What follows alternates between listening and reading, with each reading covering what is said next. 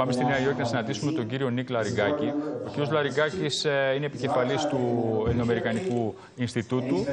Έστειλε επιστολή στον Αμερικανό Πρόεδρο εν ώψη της επίσκεψης του κυρίου Ερντογάν και του συνιστά προσοχή για τα F-16 και τα F-35. Κύριε Λαριγκάκη, καλό μεσημέρι στην Νέα Υόρκη. Τι ακριβώς λοιπόν είπατε στην επιστολή στον Αμερικανό Πρόεδρο? Είπαμε το εξής, ότι πρώτα και κύριον, αυτή τη στιγμή η Τουρκία βρίσκεται ακόμα στα λεγόμενα κάτσα, τις κυρώσεις, τα κάτσα που ο ίδιος ο πρόεδρος Τρόμπ έβαλε απέναντί της το 2019 λόγω που πήγε και παρέλαβε τα X-400 από τη Ρωσία. Αυτός ο νόμος ισχύει ακόμα σήμερα, αυτές οι κυρώσεις.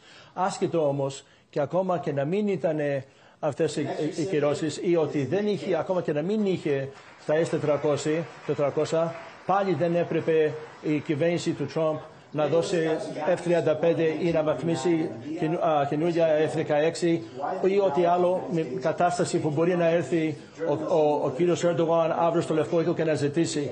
Είναι πολλά τα θέματα.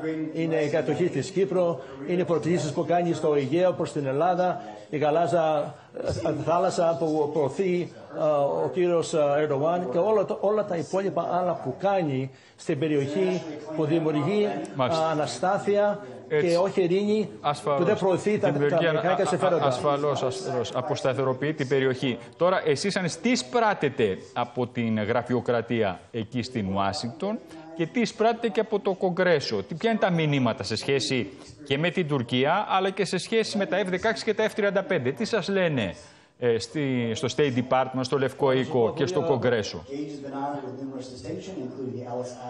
Θα σας πω για το Κογκρέσο, που εκεί έχουμε πάρα πολύ καλές επαφές και θα σας δώσω δύο παραδείγματα. Όπως ξέρετε, και ο Λευκός Οίκος και ο Τρόμπ να πει ότι θέλω να δώσω τα F-35 ή τα F-16, αυτά με τον νόμο της Αμερικής πρέπει να εγκριθούν από το Κογκρέσο και από τις συγκεκριμένες επιτροπές. Μια από αυτές τις επιτροπές είναι το Senate Foreign Relations Committee, που ο επικεφαλής εκεί είναι ο Senator Jim Risch. Είχαμε μια συζήτηση με τον κύριο Risch εδώ και λίγες μήνες και είχα αναφέρει τα F-35 και είπε, λέει, εγώ τα έχω σταματήσει μέχρι τώρα, λέει, και θα συνεχίσω να τα σταματήσω.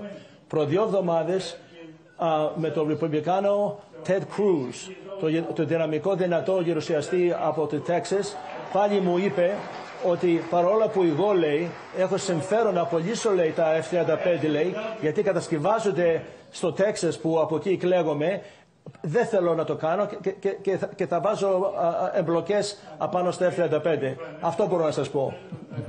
Μάλιστα, κύριε Λαριγκάκη, σας ευχαριστούμε πολύ για αυτή την συνομιλία.